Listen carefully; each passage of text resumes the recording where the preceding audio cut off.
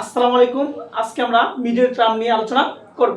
আর আমি কিছু নিয়ম দেখাবো, যে নিয়মগুলো জানলে আপনারা খুব সহজেই মিডল টার্ম করতে পারবেন। তো আমরা প্রথমে আমাদের মিডল টার্ম নিয়ম হলো, এখানে যদি কোনো সহগ থাকে, এই সহগ গিয়ে এই ধ্রুব সংখ্যার সাথে গুণ হবে। তাহলে এখানে মনে কত আছে 1, তখন এই 12 একে 12। প্রত্যেকটা অঙ্কের ক্ষেত্রে আমি কিন্তু ধ্রুব সংখ্যা 12 দিচ্ছি। এখানেও 12, এখানেও 12, এখানেও 12, এখানেও 12। অর্থাৎ এখানে কোনো সহগ থাকলে সহগটাতে কি হবে, 12 এর সাথে গুণ হবে। এখানে মনে কত আছে 1, এখানে মনে 1, এখানে মনে 1, এখানে মনে 1। এখন আমরা 1 দিয়ে যদি 12 কে গুণ করি তাহলে কত হবে, 12 একে 12। অর্থাৎ 1 দিয়ে যদি আমরা 12 কে গুণ করি কত হবে, 12 একে 12। এখন 12 কে আমরা উৎপাদকে বিশ্লেষণ করব। 6 দুগুণা 12, 3 দুগুণা 6। এটা হলো আমাদের উৎপাদকে, এটাকে আমরা মৌলিক উৎপাদক বিশ্লেষণ করলাম।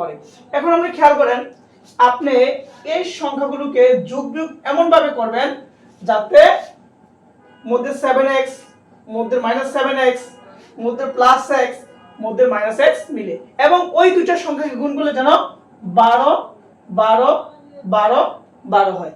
এখন দেখেন আমরা করি 2 দুগুণা 4, 4 + 3, 4 এর 2 দুগুণ কত, 7। এই 7 কিন্তু দেখেন এটাও মিলছে, এটাও মিলছে। আবার যদি আমরা 4 থেকে 3 বিয়োগ করি তাহলে কত হবে, 1। এখন দেখেন এই 1 এটাও মিলছে, এটাও মিলছে। এই সহজ টেকনিক, আপনি উৎপাদকে ভাঙার পরে যোগ বিয়োগ করে দেখবেন, যোগ করলে মিলে না বিয়োগ করলে মিলে, এটাকে আপনি প্রথম দেখবেন। এখন খেয়াল করেন, যেহেতু এখানে +7x, তাহলে আমরা কি করতে পারি, x², যেহেতু এখানে প্লাস, তাহলে আপনারা প্রথমে কি দিবেন, +4x, তাহলে আপনার কত হবে, +3x, তাহলে +12। এই যে আমার এরোস। এখন আমরা এটা করি, আবার বলি, যখন যোগ করলে মিলবে, যখন যোগ করলে মিলবে, তখন এখানে প্লাস থাকলে দুইটাই প্লাস দিবেন, যদি মাইনাস থাকে দুইটা কি দিবেন, মাইনাস। এটা কি লিখবেন আপনি, x² - 4x - 3x প্লাস হলো 12। তাহলে আমাদের এই রুলসে এটা এবং এটা কি মিলে গেছে। আমি আবারও বলি, যদি যোগ করলে মিলে তাহলে আপনি এটাও দুটোই কি দিবেন, প্লাস, দুটো কি দিবেন, মাইনাস। এখন আসেন আমাকে এখানে কি বলতে হবে, +x, কি বলতে হবে, +x। তাহলে খেয়াল করেন x², তাহলে দ্বিতীয় রুলসটা, এখানে যেহেতু প্লাস, তাহলে প্রথম বর্গটা দিবেন +4x মাইনাস কত হবে, 3x মাইনাস হলো 12।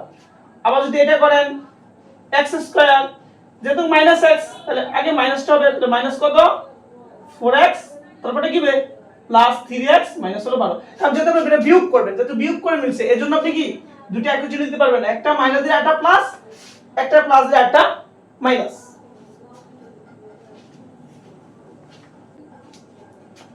অনুরূপভাবে আমরা যদি এই অঙ্কটি মিডল টার্ম করি, একটু খেয়াল করেন, এখানে সহগ 1, এখানেও সহগ 1, এখানেও সহগ 1, এখানেও সহগ 1।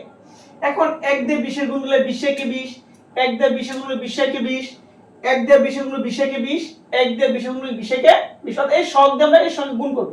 এখন 20 কে ভাঙি, কত হবে, জোড় সংখ্যা 2 দিয়ে 10 দুগুণা 20, 2 করি 5 দুগুণা 10।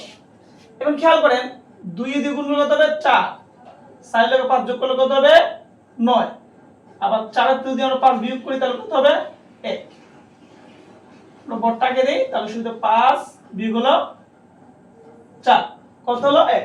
তাহলে এই যে 9 মিললো, তাহলে এটা কোন রুলস, এই রুলস, আর এই রুলসে কিন্তু আমাদের পড়ছে। এখন 4 এর যোগ করলে 9। তো এখন আমরা খেয়াল করি, যদি আমরা এটা দেখি, x², যেহেতু প্লাস, তাহলে প্লাস বড়টা কত, 5x, তারপর কত হবে, 4x প্লাস হলো 20। এখন যদি আপনি এটা করেন x², আমি আবার বলি, যোগ করলে মিললে আপনি দুটো একই চিহ্ন দিবেন। যেমন এটা কত হবে, -5x, এবার কত হবে, -4। দেখেন -5 -5 তাহলে -9 প্লাস 20 এর 20। এখন কিন্তু এই দুইটা যোগ করলে মিলে, এই দুই কি করলে মিলে, বিয়োগ করলে মিলে। এখন খেয়াল করেন, আমরা কি করব, x², যেটা এখানে প্লাস ছিল, তার বড়টা প্লাস হবে, 5x মাইনাস হবে কত, 4x মাইনাস হলো 20 এটা। এখন দেখেন x², এটা কি মাইনাস, তাহলে বড়টা কি হবে, মাইনাসের, -5x প্লাস হবে 4x মাইনাস হলো 20।